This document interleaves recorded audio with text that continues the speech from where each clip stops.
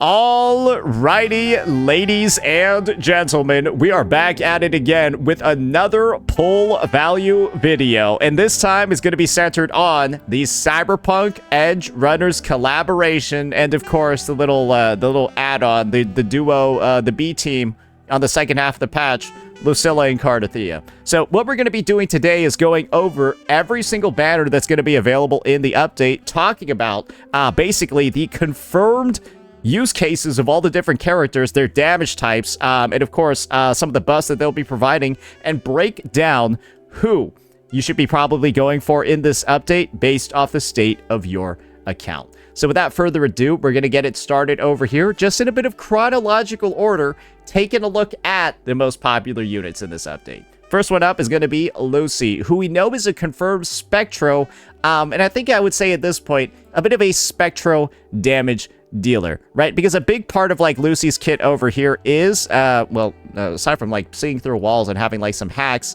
yeah, her moveset does look like she's meant to deal like a decent amount of damage. You can see like some of the shots over here, very agile moveset, and of course a lot of very explosive animations. Most people think she's a DPS. She looks very DPS coded, while Rebecca, on the other hand, seems a bit more like the sub DPS. She even summons her own turret, and we've gotten confirmation that Lucy, like when she enters the field, she buffs Rebecca's turret. If she's entering the field after Rebecca, then Rebecca's probably giving Lucy an outro skill. Another thing that we know about these Cyberpunk Edge Runners characters is that they have a one-piece Sonata set called Shadow of Shattered Dreams. And this one is really interesting. Inflicting hack shifting on the target, which I imagine Lucy and Rebecca can both do, increases basic and heavy attack damage. This means that Lucy is probably a basic or heavy attack damage dealer. But if I were to put some money on it, I don't really know which. I'm just surprised that she's basic or heavy, because we've already got basic or heavy Spectro characters. Luke, for example, is the basic Spectro character, while Zani and Phoebe are the heavy ones. So I don't know which one it's actually supposed to be. I guess it doesn't really matter, to be honest. Probably a good idea that she fills in or has like a same damage type of a role that already exists in the game. Just know that that's what she's going to have available. So potential supports for her, without using Rebecca, well, you might have units like a Mortefi or a Sanhua. But when Rebecca's free through an event, then maybe you just need to pull Lucy and you don't really have any worries. Because like we mentioned before, part of Rebecca's kit is her summoning a turret in her outro. And wait, let me just see here. Yeah, she deploys a machine gun turret. Lucy suddenly triggers an overload command, drastically increasing the turret's firing rate. So you kind of, I assume, you get one of Lucy's best teammates. I assume one of her best ones, right? Simply from playing during the update. So it should be a solid team right off the rip. That's good to go. And the thing is, Rebecca's also a pistol character, and we'll talk about this a little bit when we get to Rebecca's weapon. Rebecca's also a pistol character, and guess what happens when you're a pistol character? Yeah, you got access to one of the best pistol sets in the game. You got a sub DPS one, because guess what? I bet Rebecca's gonna be able to use this one based off how it interacts with outro skills and Lucy coming in. And if Rebecca's more DPS oriented, then Rebecca's got phasing homogenizer to do that DPS side. But in the same vein, Lucy's also a pistol character, so maybe she could be using this one too. That kind of tees us up for the next part of the conversation, which is going to be looking at Lucy's weapon, Spectral Trigger. So this is kind of the reality over here. Even if Lucy is perfectly fine on something like Phasic Homogenizer or Static Mist, just look at it over here. Increases attack, and then after Resonator uses a Tomb Break skill, gain all attribute damage bonus. It should be very good on Lucy. Regardless, I would say it's probably a decent idea and probably not a bad one to just pull her weapon anyways, because this is a collab banner. Who knows when the weapons or the characters are ever going to be back? If ever, you might as well just get a copy of this because, well, it's literally limited goods. Like, there's maybe for the Edge Runner Season 2 collaboration. And I know this weapon looks like shit initially. It looks way better in-game because it has, like, all these holographic laser effects. When it comes to what it actually does, it's probably just going to interact with this Sonata set in some way. It's probably going to be a basic or heavy attack weapon, but do keep this in mind. if basic or heavy attack is what the weapon ends up buffing, we, like, oddly enough, kind of do have some of those in the game already. This one's kind of heavy attack, but it would require you to deal some echo skill damage, so maybe not. And then this one is kind of basic attack damage. So, yeah, maybe they'll have some more free-to-play options available. Maybe this whole Spectrum Blaster thing, maybe it actually works on Rebecca. Or, yeah, maybe it actually works on Rebecca, which would be a little bit funny. Now, though, that's going to be the discussion on Lucy. We were able to go pretty deep in on her, just considering all the details that we've gotten. Do naturally keep in mind that as a more Spectro DPS sort of character, her use cases really drop down at a baseline, assuming you already do have Luke or a Zadi or a Phoebe. But does that really matter to you anyways when we've naturally already had a bit of a look at how badass her fucking kit looks in-game? I don't think it does. She also has a Sandy, bro. That's pretty crazy. Next up, time for us to have a bit of a conversation about Rebecca. So I think the main thing about Rebecca over here that's kind of obvious from anyone that's seen her kit gameplay is that she just, like, screams sub DPS. Which is surprising. I think most people kind of expected her to be a main DPS with all the shit that she has. We already spent a lot of time talking about her.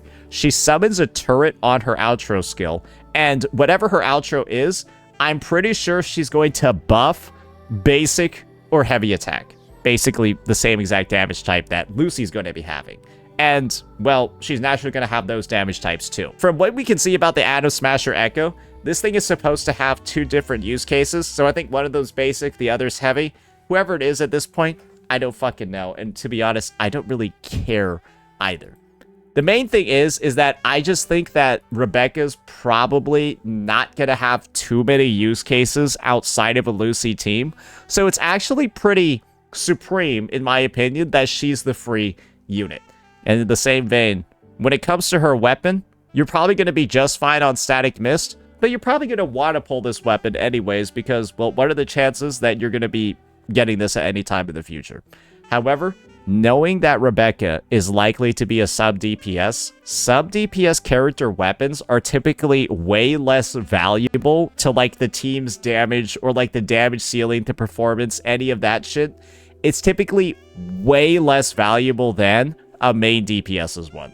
So if you are looking for, like, the tip, like, for the most bang for your buck, maybe it's not going to be this, but for, like, collector's value, all of that, this one should be very, very, very high. But yeah, that's basically it. And those are going to be the first half characters, ladies and gentlemen. I don't think that there's going to be anything else happening in the first half of this patch other than the Cyberpunk collab stuff. Oh, sorry. The last thing is for Rebecca. You also get her for free just for being above Union level 10. So yeah, there's not really much to talk about when it comes to pull value over here. You're getting Rebecca for free, so it's mostly about her weapon. But, like, do you even need her weapon when you can just do Static Mist? Got a long bucket list. Good thing which is, like, also free. Rebecca might just be, like, a free character that operates really well on a free weapon, and so she just comes into your account ready to fucking work without you needing to do that much. That could be the case. So, yeah, we'll just have to see, but she might just be high value from that alone. Now, though, we need to start talking about something a little bit interesting over here, and that's going to be Luccila. So basically, we didn't know shit about Luccila and what she was going to do other than her being Glacio. And so when it comes to her being Glacio, I think a lot of people expected her to be a sub-DPS for Hiyuki, but Kuro Games actually went ahead and revealed something else about her too, and it's right here.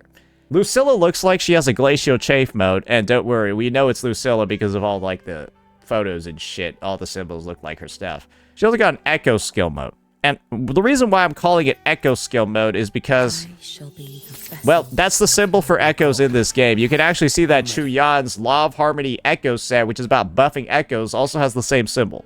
So her modes look like they're going to be Glacio Chafe, sub-DPS, and Echo Skill sub-DPS. What this means is that Luccila might be the most skippable unit in Wuthering Waves history.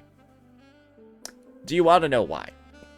Because she basically takes 2 roles that are already covered in the game and, like, combines them together. Hiyuki support and then Echo Skill support. Hiyuki support, naturally, already exists over here. yeah, Hiyuki plus Chisa plus this unit already clears everything in the game with no issues at all.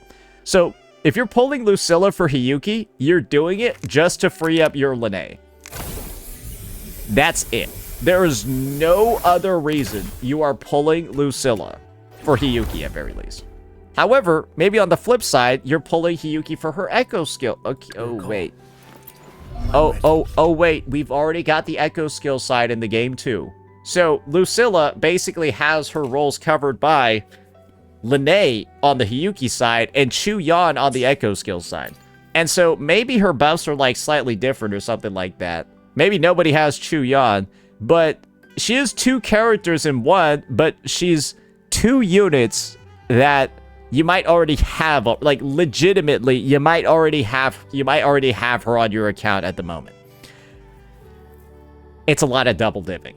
And in my opinion, if you're somebody that doesn't have Lene, or you really need your Lene freed up, then that might be enough of a reason alone to pull Luccila, so that your Lene can go back to your Imyth team, or so that your Lene can go to your Yuno team. Right? Or just your Lene could go do anything else like fucking in the game other than be with Hiyuki team. That's something too. Right?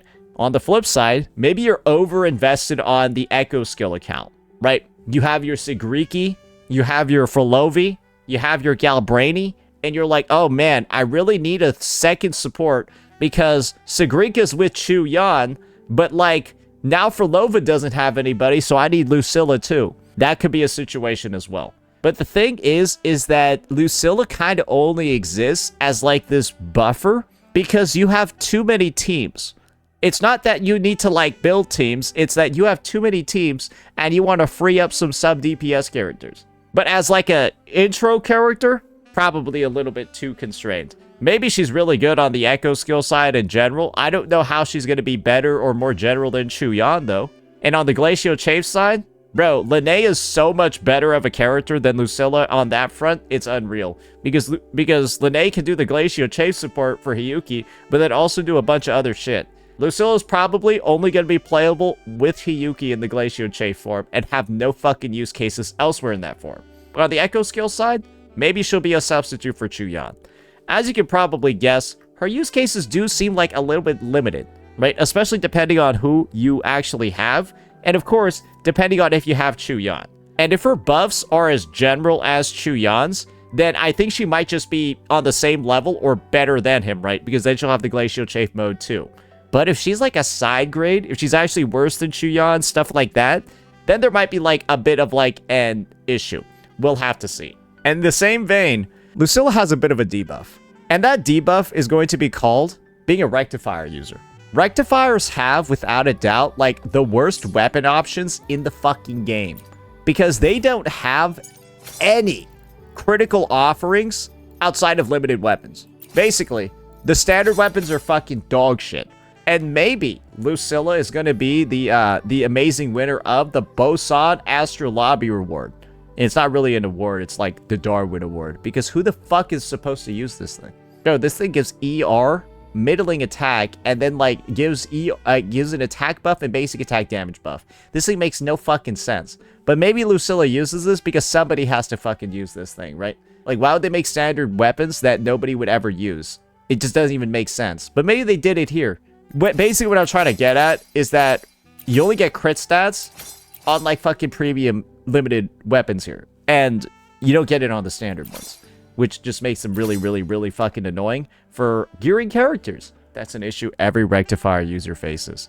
So from that front, not as effective as maybe a character like Chu Yan, who can just use an Emerald as Genesis. But we'll have to see. When it comes to her actual weapon, though, I imagine that it's going to be pretty fucking broken. I wouldn't be surprised if her weapon is, like, actually broken for, like, one simple reason. It's probably going to have insane Glacial Chafe buffs and insane Echo skill buffs all kind of, like, woven into one. And when we've seen how much better sub-DPS weapons have gotten, ladies and gentlemen, Denya's weapon gives 24% attack to the entire team, guys. And Denya's a similar sort of character to Luccila. You can see over here, when teammates inflict Fusion Burst or Tune Strain Shifting, their attack is increased by 24%. I would not be surprised if Lucilla's weapon has a similar sort of effect. And from like a team buffing perspective alone, raw stat wise, it might actually be really, like a really good idea to actually grab this thing for her lineups. Low key, I see a future where the sub DPSs more so become like a vehicle for broken weapon effects instead of like actual sub DPS characters, because that's like low key what Denya seems like, a vehicle for broken weapon effects. But we'll just have to see. Maybe I'm overreacting a little bit. I just hope the feeling of not having her weapon isn't as bad as maybe cases like, let's just say like a Denya or Chisa currently. And now, for our single sole rerun of the update, guys, she's back. Cartetyhia is back, ladies and gentlemen. And this is going to be my take. Do not pull her in the big 2026. There is almost no fucking reason at all for you to pull this unit, ladies and gentlemen. Because if you're looking for Arrow, guess who's better, bro?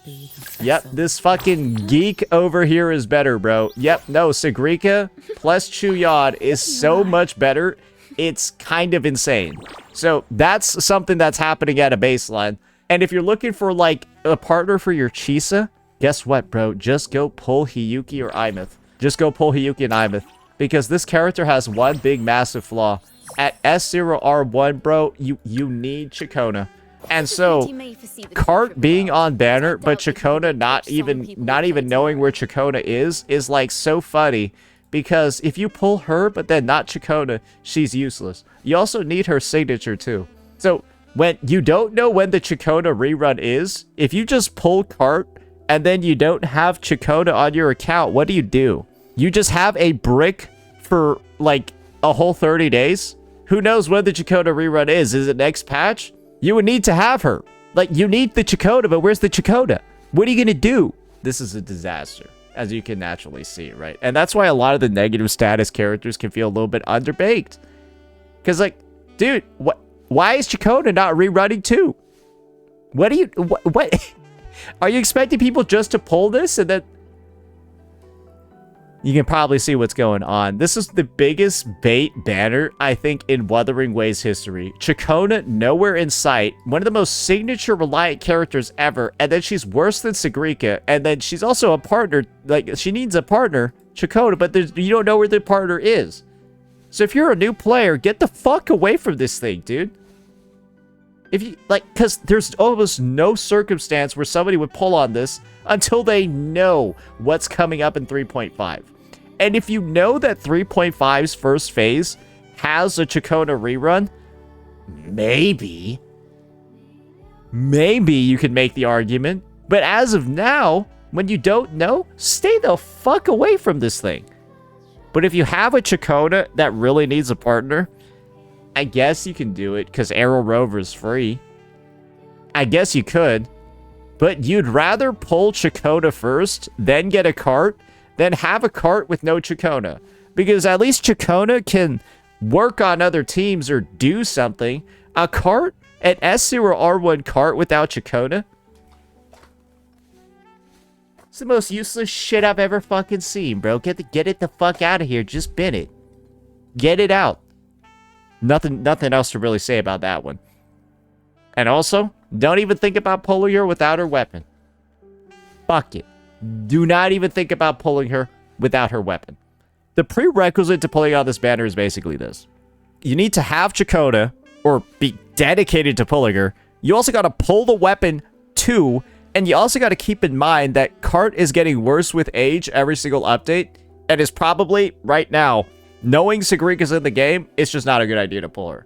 You have to defy all of those odds, and then she's a good pull. But by logic, she's not. You can take everything I'm saying and throw it out the window if you decide to pull an S3 Cartetyhia.